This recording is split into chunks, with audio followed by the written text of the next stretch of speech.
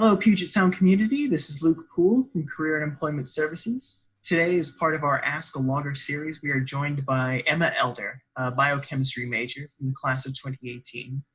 Emma is currently serving as a marketing coordinator at Odd Dog Media in Seattle, Washington. Thanks so much for joining us, Emma. Hi, yeah, it's great to be here. And thank you, folks in the audience, for joining us as well. The first 15 to 20 minutes of our call will be dedicated to an interview with Emma, at which point we'll open up the conversation to those in attendance to ask questions. So jumping right in, Emma, could you start by describing your job and your employer? Sure.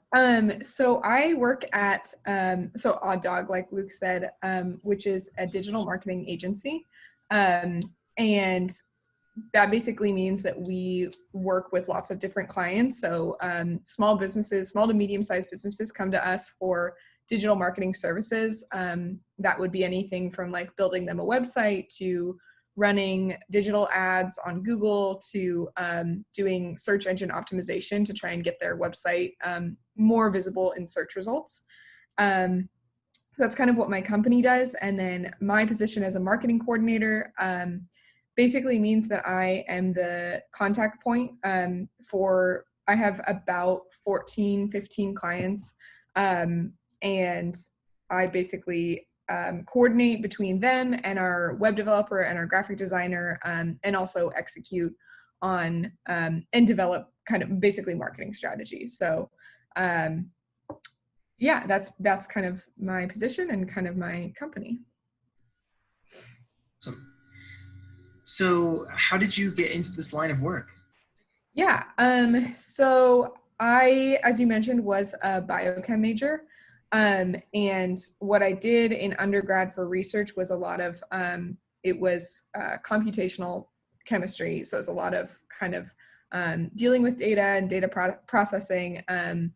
And when I graduated, I was kind of looking for opportunities outside of science to just kind of get exposed to new things because I wasn't necessarily sure what I wanted to do. But I kind of wanted to transition away from science a little bit. And the thing that drew me to digital marketing specifically was the emphasis on using kind of market data and user data, things like most websites have Google Analytics installed, for example, which allows you to see how many users are coming to the site, where they're coming from, who are they to a certain extent. And so a lot of what we do is use that sort of data to develop strategy and to kind of drive decisions. So as far as being in a field that wasn't science, it felt familiar in that we were kind of relying on data. And that was kind of how I got into the field. So at the end of the day, it wasn't really anything to do with even, when people think about marketing, they might think about a focus on selling a product, selling a service, but being able to come at it and say, I can apply my understanding of a data set here from a science background. Like that was kind of a link people might not think of off the bat. Yeah, definitely. It felt familiar in that respect, but then also the fact that, it is still relationship based. I'm speaking to my clients every week and having conversations with them and building that relationship was kind of what I was looking for, that I wasn't necessarily finding kind of what I wanted more of besides science, kind of more of that interpersonal interaction. So it was kind of the combination of those two things. So what advice do you have for current students or recent graduates who are trying to take their first step into this type of work? Yeah. So I think if you're looking to go into digital marketing specifically, first of all, I applaud you. I mean, that it's a pretty specific area. So that's just good to know about yourself. I think if you're looking to enter this specifically, there's a lot of things that you can do that will make you stand out because there are a lot of free ways to gain experience.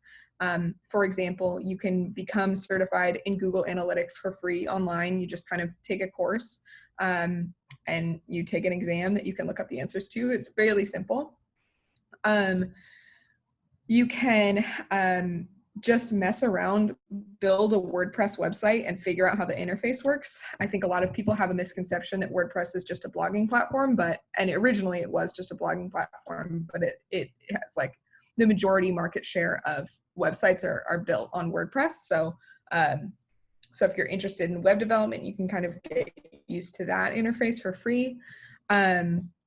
You can become Google Ads certified, similar to Google Analytics. That's also free, and pretty interesting. I know it's a lot of fun to use. So those would be my recommendations for people looking to go into digital marketing. I don't know if you want me to advise on other fields, but I'll just throw it back to you, Luke. Yeah, no, that's good. And I think where there's a lot of value there is that some of these ways to explore the field and kind of test the waters are fairly low stakes, as you said. Like, a number of them are free resources that you could do in your time, say cooped up in quarantine.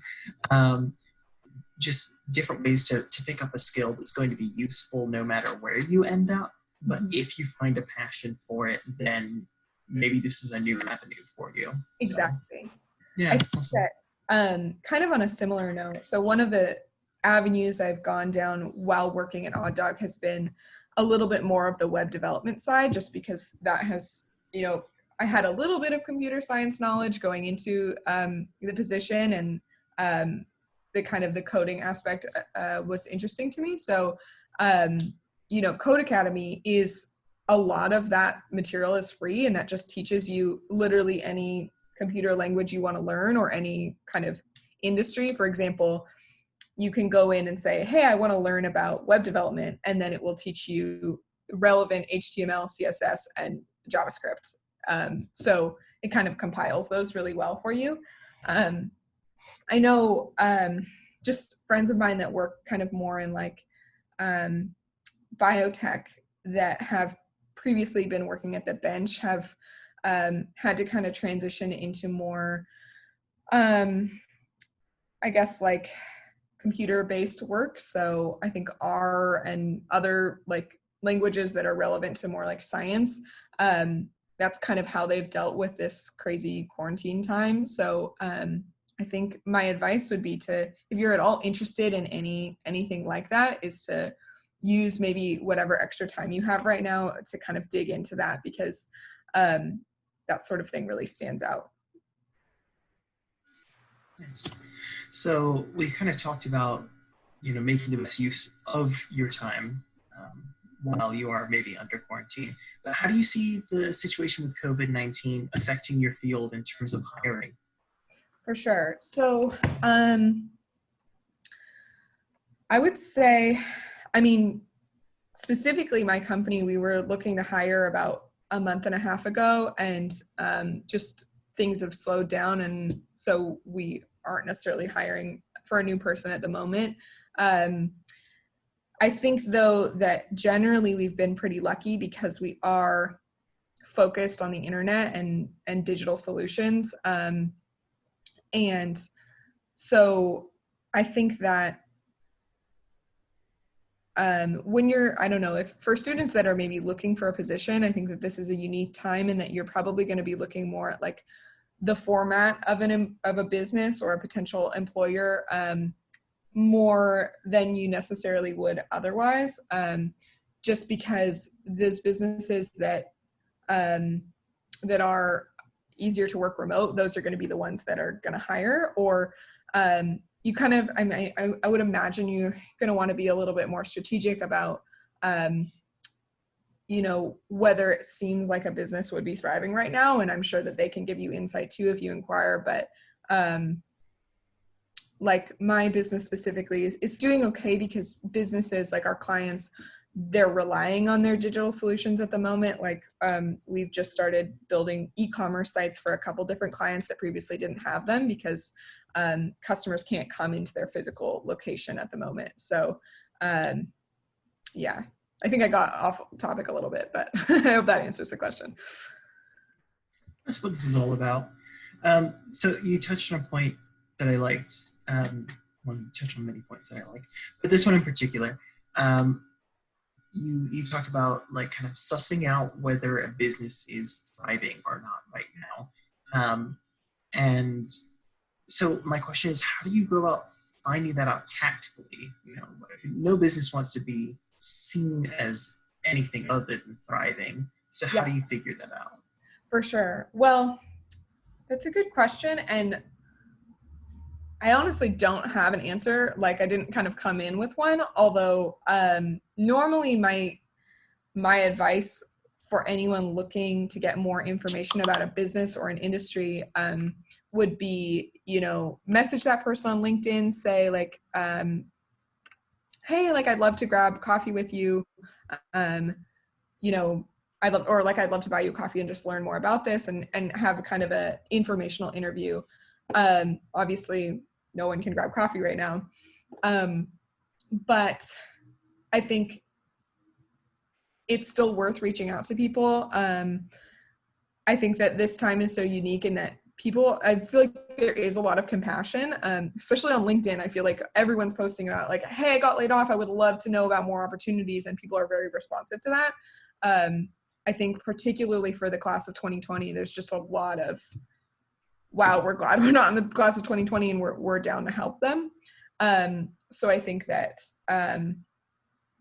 you know, that's a fine thing to say, is like, hey, this time is really tough, but I was really interested in your position and I would love to hear more about it. I think my advice too is, you know, it's easy to feel kind of intimidated, but people like to be, I don't know, people like to hear, oh, your position sounds really cool. And even if they don't respond, that's not the end of the world. Like it's worth a shot, but you're not going to like offend anyone by doing that. If you want to get really creative, you know, you could always DoorDash a coffee to me, and then I'll definitely Yeah, meet you on Zoom and talk to you about my job all day. exactly. Or like get them a gift card for when everyone can go outside again. That's adaptation right there. Yeah. So shifting gears, kind of back to back to your undergraduate experience. What's something that you wish you did as an undergrad to prepare for life after graduation that you didn't do? For sure. That's a great question.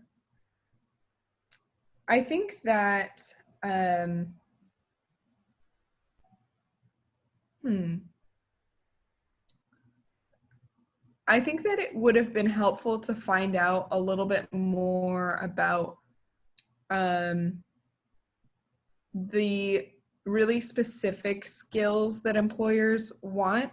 Because I think, I mean, UPS gives you a ton of knowledge and a ton of problem solving skills. And I think the one difficult thing, and I think this is for graduates anywhere, not just UPS, but you know, it's hard to know what kind of trends employers want at any given moment, because it can kind of change. And there wouldn't be really a circumstance where I feel like a undergrad institution would like teach you, okay, how to use like a client relationship management software or something like that, which is something that they want to see. But I think that um, if you can find out whether an employer wants something like the Google Analytics certification, for example, kind of really read the details of job postings, even if you're not going to apply to it specifically, like start looking early, start looking at what those postings look like and see what generally people are asking for, and then find out, okay, what are some kind of low barrier to entry things that I can pick up along the way. And and just kind of do a little bit of that sort of research, I would say. So kind of find those positions that you aspire to or that catch your eye. Maybe you'll apply for them or not, you know, but find the common threads in what skills they're looking for you to exhibit, what certifications and trainings they want, and get those now. Exactly. Yeah.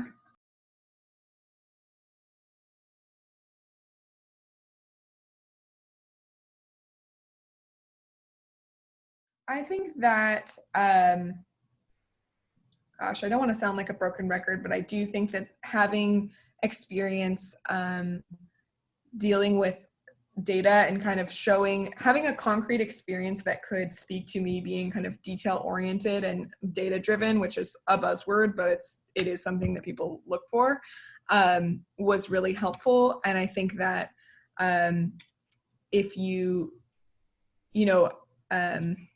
have any experience in kind of like quantitative research or just kind of have strong quantitative skills, that's a good thing to play up.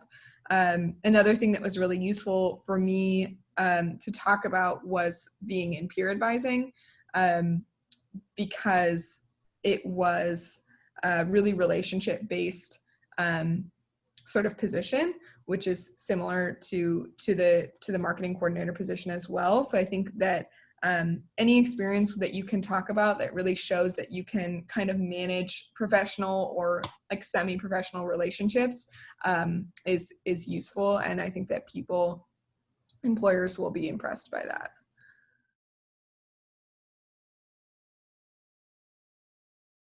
The way that our company works is we have projects that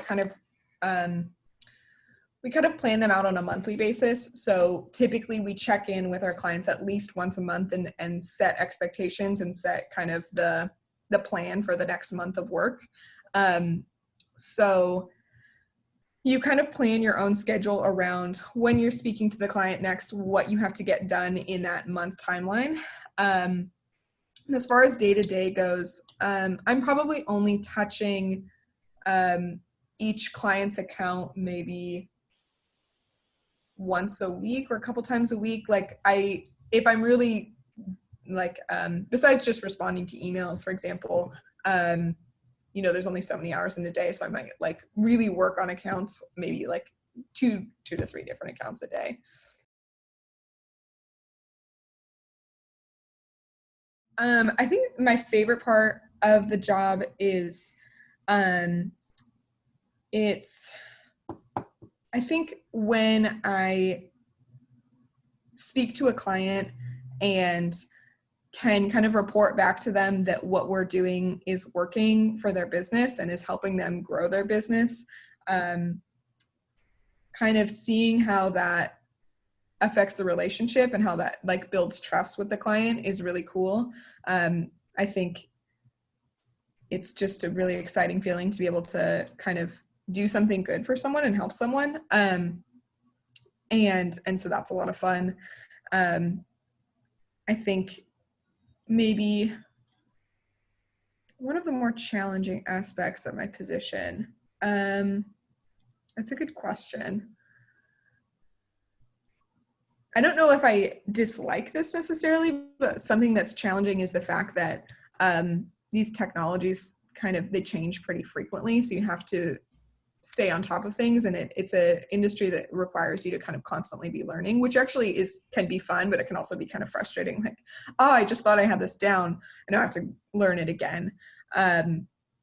So that can be a little bit tough. For example, Google My Business is the service that Google offers to get your business listed on maps.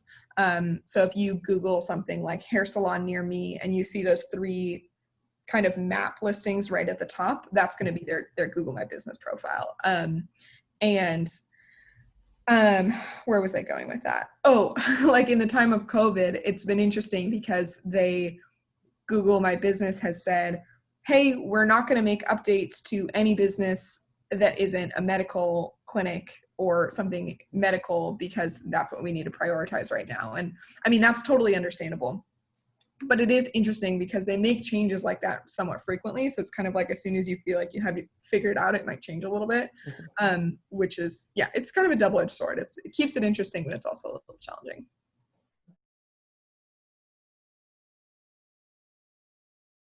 I think that if you're interested in SEO, which is just search engine optimization, I think that learning kind of the basics of that is a good thing to do. And that's a little bit more like, in theory, that's more kind of just like reading about what things you can do to a website. Moz, M-O-Z, Moz.com is a good kind of industry leader, a reliable source if you want to learn more about SEO in general. You can just kind of read through their blog and get a feel for what's going on in the industry. I think that kind of on the other end of the spectrum, if you're looking to know more about kind of like more the technical side of things, Google Tag Manager is another of Google's platforms. That's one where it's kind of like, if you don't want to necessarily become a web developer, but you do want to track what people are doing on a website. For example, if you want to track, specific clicks on a button on a particular website, or if you want to track form submissions, you can learn Tag Manager, and then you can learn how to implement that on the site, it's a little more complicated, but it's really fun. So that would be another one. So do you have any closing thoughts, parting words, Emma? I would say, thanks for joining. Thanks for listening to me. This was fun. Good luck to everyone. It's crazy time, but UPS sets you up well. So be confident in that and what you've learned. Thank you so much. So thanks everyone for watching this Ask a Logger interview with Emma Elder. If something in this interview sparked a career interest for you, come chat with us. Visit PugetSound.com/CES to schedule an appointment. Goodbye till next time.